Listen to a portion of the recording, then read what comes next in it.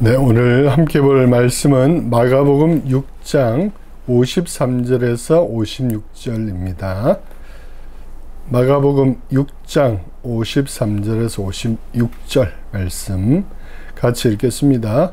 건너가 게네사렛 땅에 이르러 대고 배에서 내리니 사람들이 곧 예수신 줄을 알고 그 온 지방으로 달려 돌아다니며 예수께서 어디 계시다는 말을 듣는 대로 병든 자를 침상째로 메고 나아오니 아무데나 예수께서 들어가시는 지방이나 도시나 마을에서 병자를 시장에 두고 예수께 그의 옷가에라도 손을 대게 하시기를 간구하니 손을 대는 자는 다 성함을 얻으니라. 아멘. 영국의 저명한 기독교 변증학자인 C.S. 루이스가 영광의 무게라는 책에서 이렇게 표현을 했어요. 우리의 욕망이 너무 강한 것이 아니라 너무 약한 데 문제가 있다. 이렇게 쓰고 난 다음에 우리는 마음이 냉랭한 피조물이다. 영원한 기쁨을 받았음에도 불구하고 술, 섹스, 야망이라는 장난감을 가지고 어리석은 짓을 한다. 마치 어린아이가 빈민굴에서 진흙파이를 만들며 노는 것과 같다. 바닷가에서 휴일을 보낼 수 있다는 것을 상상도 못한 채 말이다. 우리는 너무 쉽게 만족한다. 이렇게 안타까워했어요. 그러니까 C.S. 루이스가 하는 말은 영원한 기쁨, 영원한 생명, 놀라운 영적 만족이 있음에도 불구하고 우리는 돈, 이 땅에서 쾌락, 술 이런 것을 만족하고 그렇게 살아간다는 것이죠. 우리 신앙생활도 비슷하지 않을까? 교회는 나오지만 예배는 드리지만 여전히 세상적인 다른 만족감을 추구하면서 진짜 만족, 영원한 만족을 포기하고 살아가는 건 아닌가 이렇게 반문하게 됩니다. 예수님 당시 유대인들도 아마 그랬을 것 같아요. 바벨론 포로기 이후에 돌아왔지만 400년이 넘는 동안 외세에 시달렸단 말이에요. 바벨론이 가니까 페르시아가 오고, 페르시아가 가니까 그리스가 오고, 그리스가 가니까 로마가 찾아왔어요.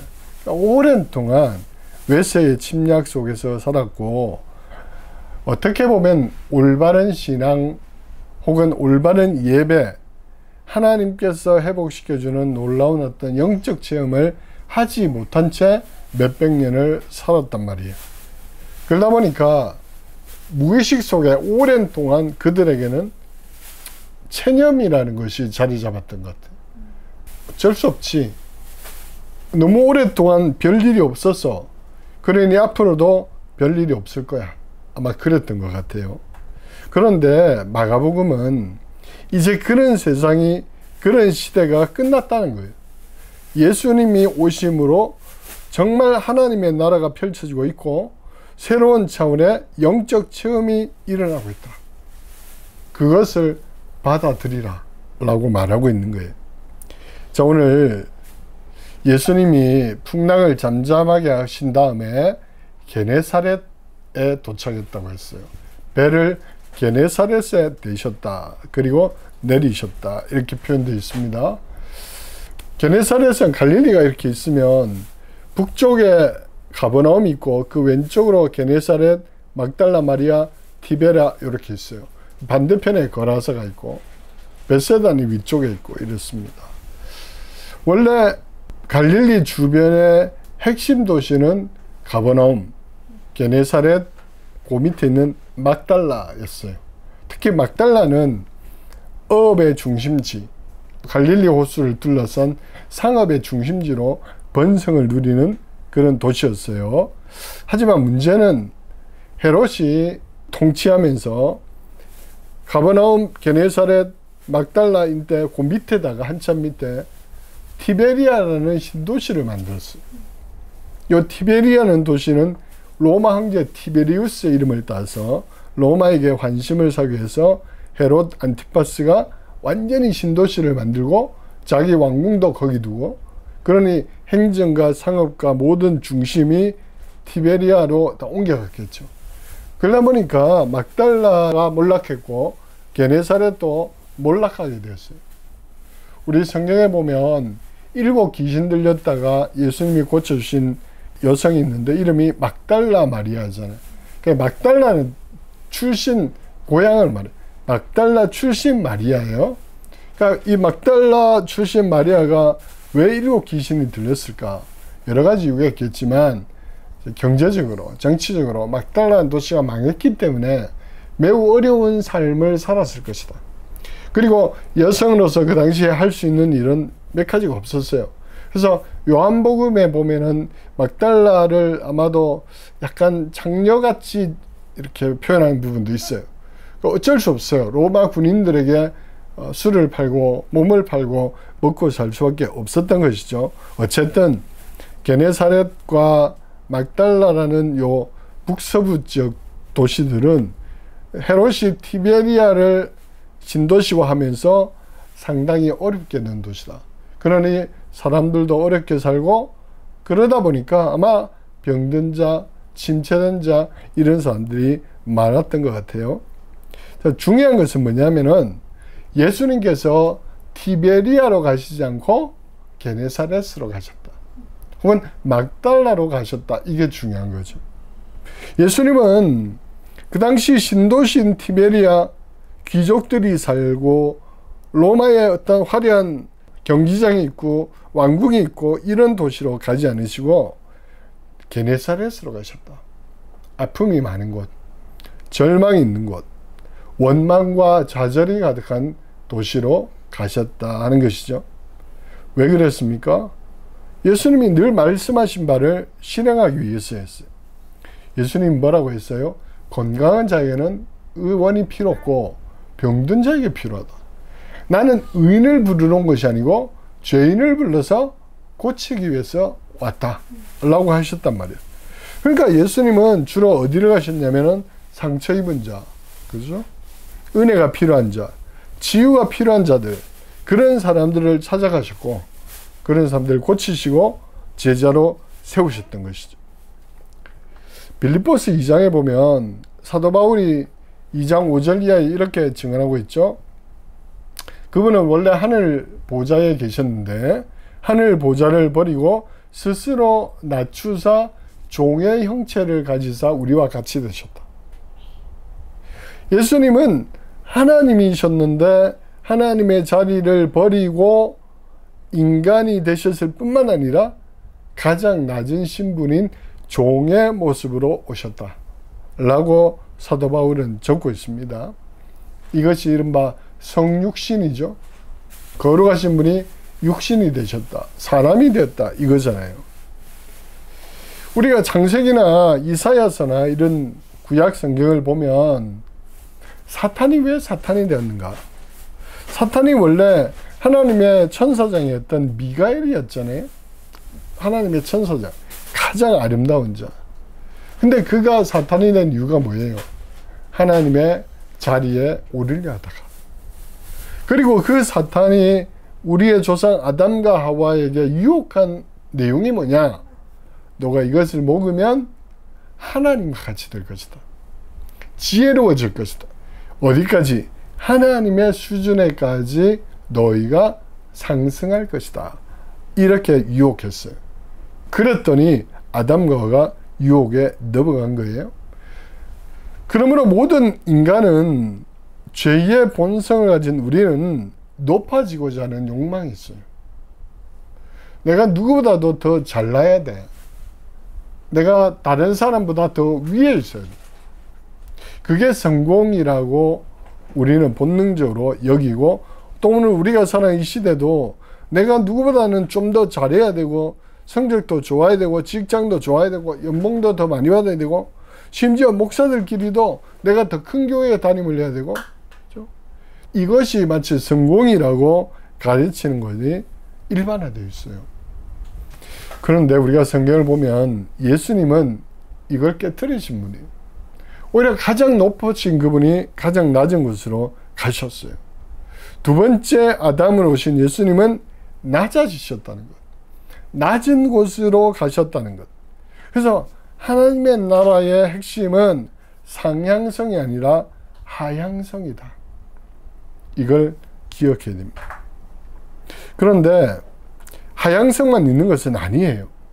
아타나시우스라는 교부 신학자가 성육신의 신비를 이렇게 표현했습니다. 하나님의 아들이 사람의 아들로 오셔가지고 사람의 아들들인 우리를 하나님의 아들들로 만들어 주셨다. 그러니까 예수님은 낮아지셨고 그 낮아지심으로 우리는 어떻게 했다는 거예요? 높이셨다는 거죠. 어디까지? 하나님의 아들이 되는 위치로 신부를 높이셨다는 거예요. 예수님은 낮아지셨는데 그 낮아지심을 받아들이는 우리는 하나님의 자녀로 격상하는 것. 이것이 하나님 나라의 신비라는 거예요. 그래서 교회는 내가 낮아짐으로 타인을 높이는 것. 그렇게 됨으로써 같이 높아지는 것. 그것이 하나님 나라의 원리고 교회의 원리다 하는 것을 기억하시길 바랍니다. 예수님은 게네사렛으로 가셨어요. 티베리아도 가시지 않았어요. 또 복음서에 나오듯이 예루살렘으로 가시지 않았어요. 예루살렘은 특별한 일이 있을 때 공생애가 동안에 딱 3번만 가셨어요.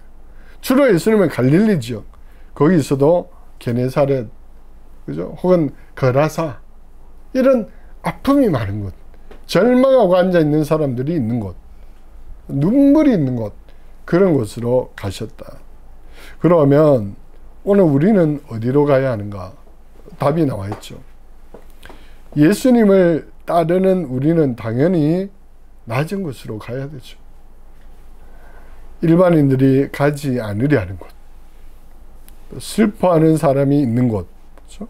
절망하고 앉아있는 사람이 있는 곳, 그리로 가서 위로해주고 기도해주고 세워주고 하는 것이 기독교입니다. 오늘 우리의 발걸음이 또 우리의 눈길이 높아지려는 것이 아니라 예수님처럼 오히려 낮아지고 섬김의 자리로 갈 수 있기를 진심으로 축복합니다. 자, 예수님이 게네사렛에 도착했다, 이 소식이 퍼졌어요. 그랬더니 사람들이 예수님인 줄 알아보고 온 동네에서 찾아왔어요. 근데 일반인들 찾아온 게 아니라 주로 누가 찾아왔어요? 병자들.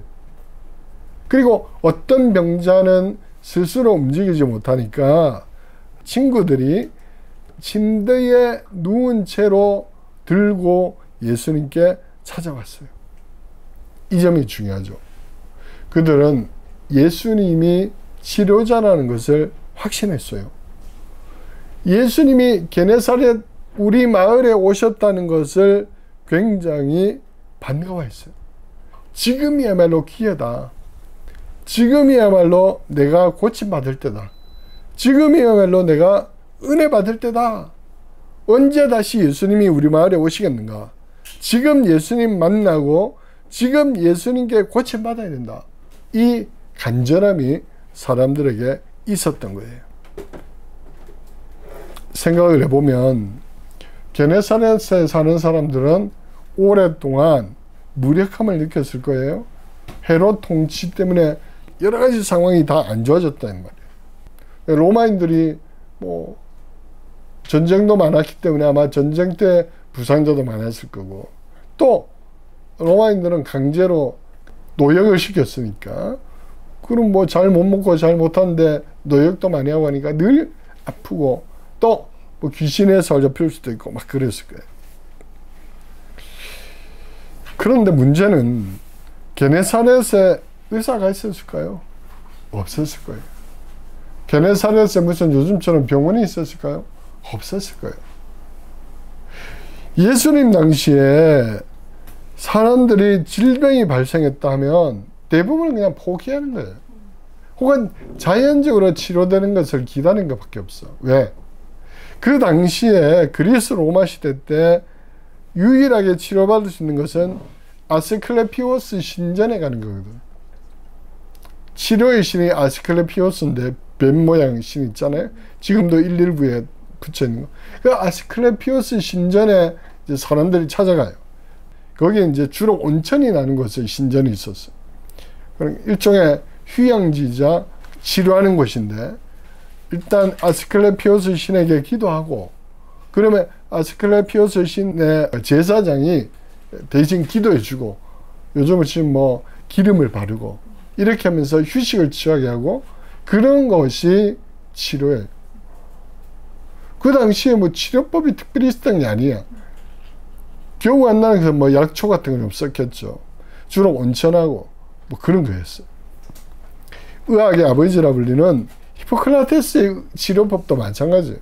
히포크라테스는 주로 뭘 했냐면 식이요법을 많이 했어요. 음식을 조절하라. 사람마다 체질이 있다.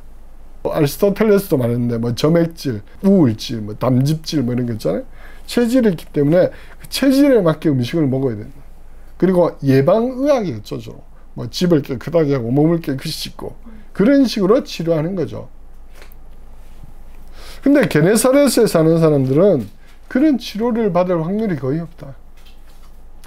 오랫동안 혈류증으로 고생했던 여인도 그죠? 아마 부자였던 것 같아요. 오랫동안 여러 의원에게 보였지만 치료를 못 받고 세월만 보냈다는 것입니다. 그래서 게네사렛에 있는 이 병자들, 여러 가지 질병을 가진 사람들은 아마 그냥 병을 안고 살려고 했을 겁니다. 이러다가 뭐 더 이상 악화되지 않으면 다행이다. 그런 식으로 살았을 거예요. 그런데 그 마을에 예수님이 찾아오셨는데 이 예수님은 말씀으로도 치료를 하셨다. 이거죠.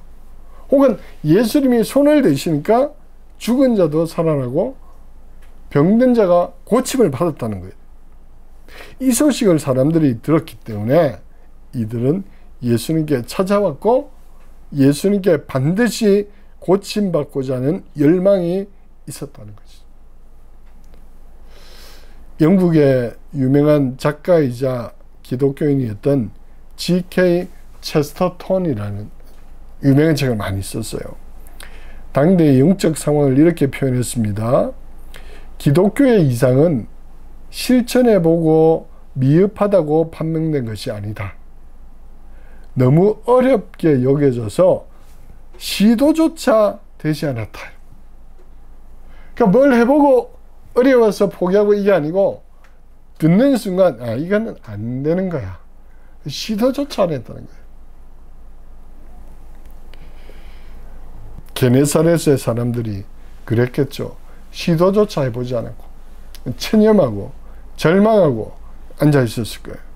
그런데 예수님이 오셨고 예수님이 고쳐주셨고 그 고쳐주셨다는 소식을 들은 사람들이 찾아왔고 그들은 고침을 받았던 거예요. 마가가 왜 이 본문을 쓰고 있느냐? 너희가 생각하는 방식의 의료, 치료 또는 로마 신전에서 행했던 그런 것들이 전부라고 생각하지 말라는 거예요. 말 그대로 이래 새로운 시대가 됐고 새로운 영적 도약의 사건들이 일어나고 있고 우리가 믿는 이 예수님은 로마의 그런 신들과는 비교도 되지 않는 그리스 신들과는 비교도 되지 않는 놀라운 분이다. 그러니까 이분을 믿고 한 단계 도약하는 삶을 살아라. 이 이야기를 하고 있는 것이죠. 마가가 이 장면을 기록한 이유는 예수님을 우리 수준에서 믿지 말라는 거예요. 혹은 오랫동안 내가 살아왔던 방식대로 예수님을 바라보지 말라는 거죠. 그것을 내려놓고 혹은 뛰어넘어서 진정한 치료자 되신 예수님, 내 삶의 문제를 확실하게 해결해 주신 분으로 믿는 도약하는 신앙을 가지라, 그런 뜻입니다. 오늘날 어쩌면 한국 우리 교회 상황도 비슷한 것 같아요.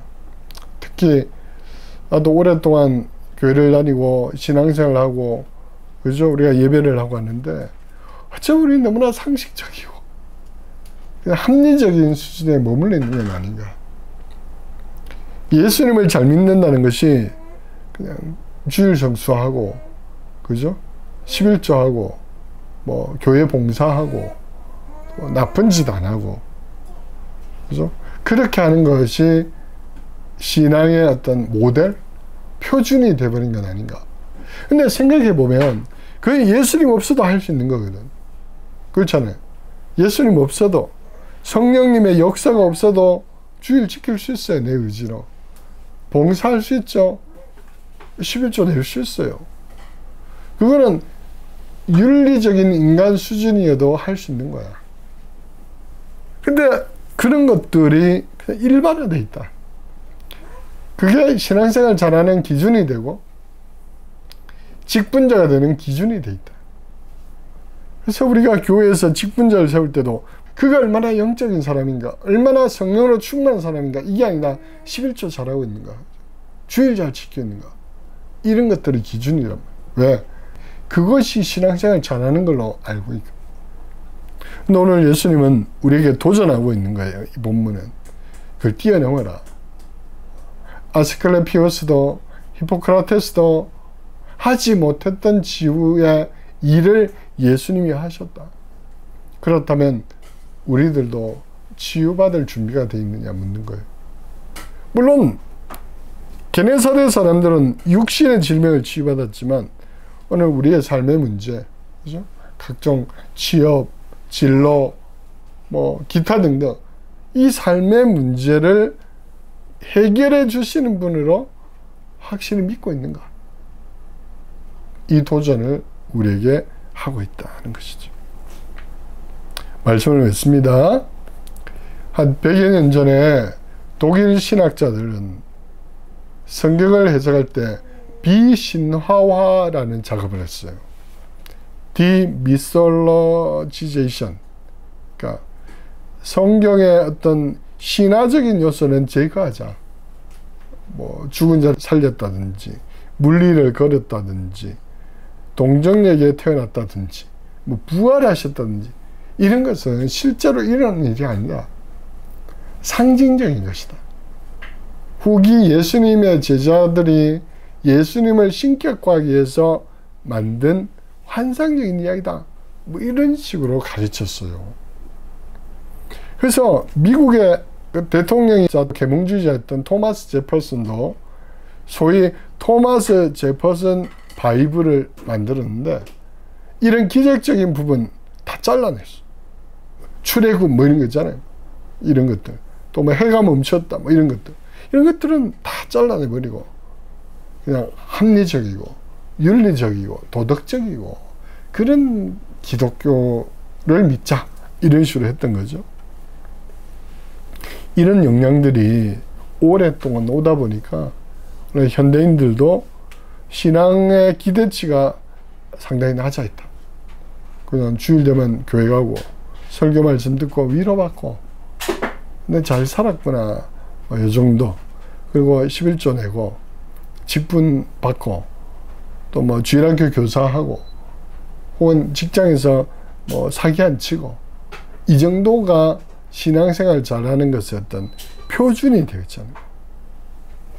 하지만 오늘 이 본문을 통해서 우리는 미국의 저명한 신학자가 말했던 것처럼 재신화가 필요하다. 재신화. 디미솔로지제이션이라면 리미솔로지제이션이 필요하다. 이 말은 성경에 나오는 신적인 것들, 기적, 놀라운 것들을 회복해야 된다는 뜻이에요. 지난 시간에 말했듯이 경의를 회복해야 된다. 영적 어떤 체험이 있어야 된다. 하나님이 살아계시고 하나님이 내 삶의 문제를 구체적으로 해결해 주셨다는 확신이 있어야 된다. 그리고 그런 기도를 해야 된다 하는 것이죠. 신앙의 기대치, 영적 열망, 예배에 대한 기대, 이것을 높여야 된다. 다른 말로 하면 거룩한 욕심을 좀 내야 된다. 마틴 셀리그만이 말한 것처럼 학습된 무기력에 앉아있지 말고 무기력이 계속되다 보면은 이게 학습이 돼가지고 나도 모르게 포기병이 생긴다는 거죠. 근데 이걸 극복하는 것은 전능한 예수님을 만나는 거다. 이 무기력에서 일어나야죠. 고만고만하게 믿는 이런 믿음에서 일어나야 된다. 예수님을 찾아가고 기도하고, 그래서 우리 안에 놀라운 부흥이 일어나고 우리가 하나님의 살아있는 기적을 경험하는 생생한 신앙인으로 살아내기를 진심으로 축복합니다.